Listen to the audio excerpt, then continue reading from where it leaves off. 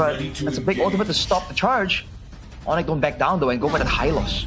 So the hero that we were looking at to kind of lock down the Fanny, their choice was the Hylos. Technically, there is a single click point and stun with the Hylos. And there's also a Jushin, if you can like time that properly, but it isn't as secure as something like the Cho, but they needed someone to kind of frontline for them because they went in for the Arlet first. RRQ, last pick is the Natan. Wow. All right. Yeah, we were talking about the Claw. The Natan is also used to be a signature Skylar pick. Anticipated matches of the season. We're gonna take a look at the Royal Derby. RRQ versus Onic. Which king will reign up top? Which king will reign supreme? The matchup. The strats. It's been close. Arashi, 18-18 currently. Let's take a look at the stats. Yeah, the veteran against the young blood. When it comes to the engages, I think we're going to see plenty. But the fact that Edok is on a Grok, you're not as one-dimensional as the old Grok, but it really isn't a hero you would expect in the hands of Edok. And usually when he's on a hero that doesn't have spammable engage tools, Dairon will kind of supplement the difference. Now it's a bit different.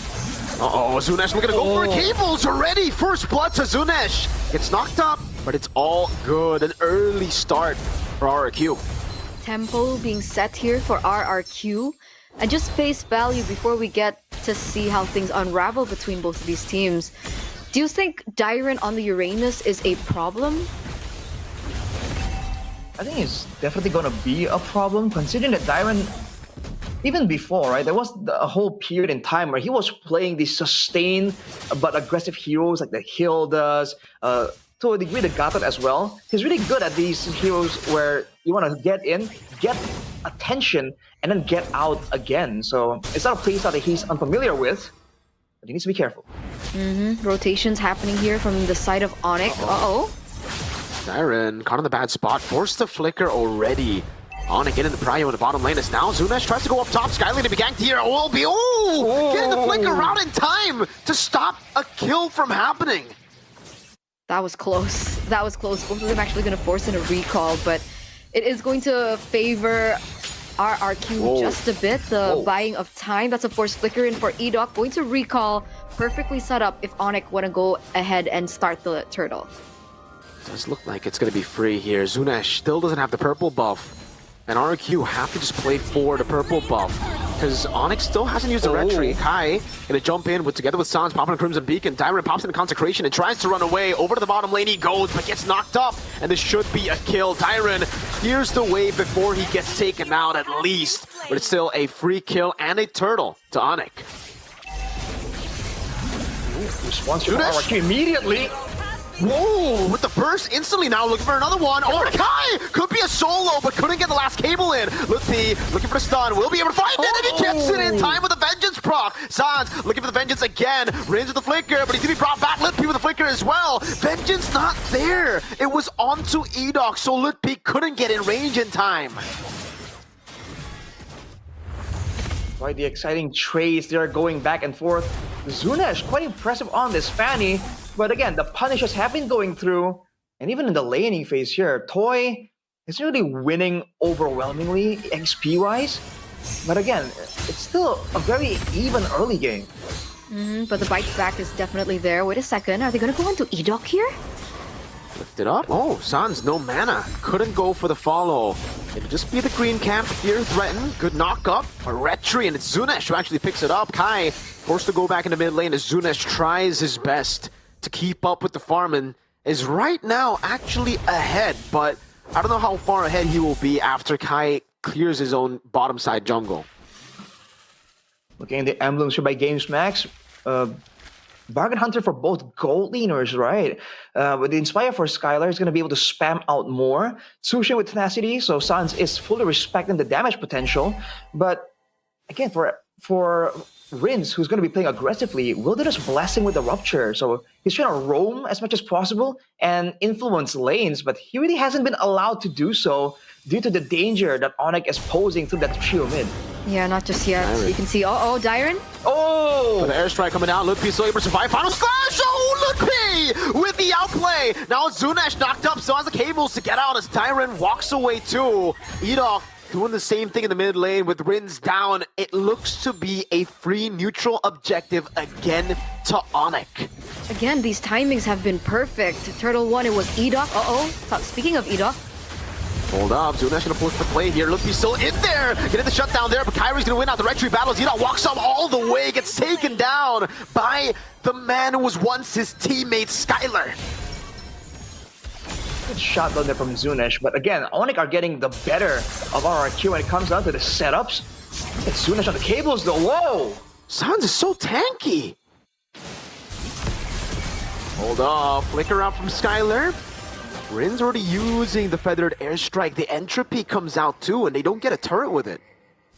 So much action here for the first 5 minutes of this Royal Derby. A lot of bite back from both of the teams. Sans, I think we looked at the emblems earlier on, right? And oh, wait a second, Dyron? Kyrie and Lutfi, do they really want to go for this? Turns out they just want to go for the control over the lanes, which will be taken out, no problem. They're actually going to feed that lane to Zunesh. We're looking at the talents prediction as well in by GoPay. And it looks like, okay, only Limkocho and Arashi for Onic. Doesn't Ranger always go RRQ? He's a kingdom. Oh, Tyron. Oh, hold up. That's a knock-up. Free Vengeance reset. Final slash coming down. And will be Zunesh going in all the way. But Kai is still there. Zunesh taken down by the bird. And Kai gets it with the retreat. Now jumps on Ida with a puncture. Will get the Thorn Rose on Rins while Skylar deals with Edok. Rins, there's no way he can walk back up. And Atan will be able to get a trade on these. Kai, you can already see that aggression. Rins had to respect it. Tier 1 mid for Tier 1 top. That was a 2-for-3 trade in favor of Onic, right? Which essentially should be good for the Yellow Porcupines or the Sky Kings here. But the problem is, if they leave Toy untouched for too long, I think that could be a problem for Onic if they can't close this out early. Well, they do have the Lancelot and the Harriet. Both can dive in and kind of zone Toy out. So it's dangerous against Onic in particular because they do have Keyboy to try and make the plays happen. But now again, Onic are very comfortable here, just contesting the areas around the mutual objective and forcing RRQ away. Turtle, 3 and 4, Onic, a perfect turtle in this first game here in the Royal Derby. Zunesh going to be able to pick up that tower in the bottom side, so a little bit of a trade back for RRQ. Even with the perfect turtle, you can see that the gold lead is only at 1.8k for Onic. So there is still a moment in time that, let's say, Edok creates a perfect moment, which we have seen before create things like that. Two members locked in. Zunesh able to go for it. He'll be able to get Keyboy with Lutfi jumping with the final slash. Now Sans goes in, but it's going to be Lutfi with a vengeance again in the back line. It's Skylar and Kai as again Lutfi gets the constant resets from Sans to get the kill. It's 1-for-1. Keyboy for Dyron. Wall down. Sans going to be able to dash or flicker away rather. And it ends up being 1-for-1. It is going to be a roll for EXP though. RRQ, they're sacrificing Dyron a lot in these engagements. And to their credit, Toy and Zunesh are doing fine. Oh! What a read from Lutfi! And a bait from Skylar, holding in that position, getting the final slash, and the burst came through. Wow. That's the second time Onic made a perfect read on RRQ, because earlier, that's exactly what happened to Rins as well. By the time Rins opened up the feathered airstrike, he got caught immediately, and now look at the chase. Another wave, Toy getting a whole lot of damage placed on him. Already using the entropy, and look at the cut. Lutfi has flicker, might be going for it. Final slash the flicker combo into the back line. Rins gonna be caught as well as Kai gets the Thorn Rose for the airstrike used. Lutfi jumping back and forth, gets the resets again, and he gets the kill on Rins before he dies. Now it's Dyron thrown back to the fray. Zunesh can only invade in the bottom side jungle as he cuts the wave in the mid lane, and now Onic will definitely be looking to take the purple away from the Fanny. Lutfi goes down, but at what price for RRQ? 3 members off the board, 2 of which are the important cores to the Kings of Kings. Lutfi on Arlet has just been incredible. 6-3-6. There was a shutdown that happened earlier on, but it did not phase him. The fact that he's been able to open up these opportunities, create moments for his team has been intense, and it really goes to show the level that Onic has and the way that things have progressed. But look at this. See if they can actually see and Zunesh coming in, but Kai too clean on the retribution. Still, TDP Keyboy zoning in the back line right now, taking a whole lot of damage with Revitalize, and even the cutthroat! He's baited everything away from RRQ as Kai deals with Enoch. Good flicker out by Rins, but both the frontliners were left to die. Not enough damage available for RRQ.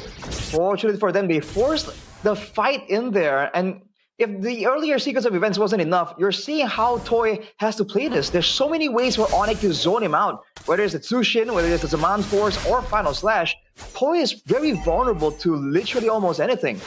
So they went in there, but they just don't have the damage because Toy, I believe, went for the concentrated energy. He sacrificed a bit of that burst damage for sustain, and Onic are absolutely abusing it. And the problem is he kind of needs to, right? Like you mentioned, there's so much dive happening in play. Oh, 1v1 in the jungle. Kyrie versus Zunesh. Zunesh able to get out with just a little bit of health that he really does need to regenerate because looks like it. Knock, knock, knock. The Lord is marching into the base of RRQ.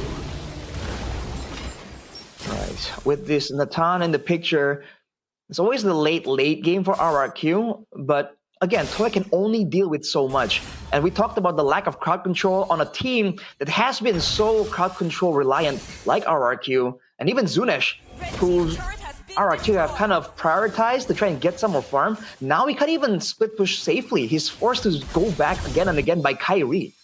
It's scary, right?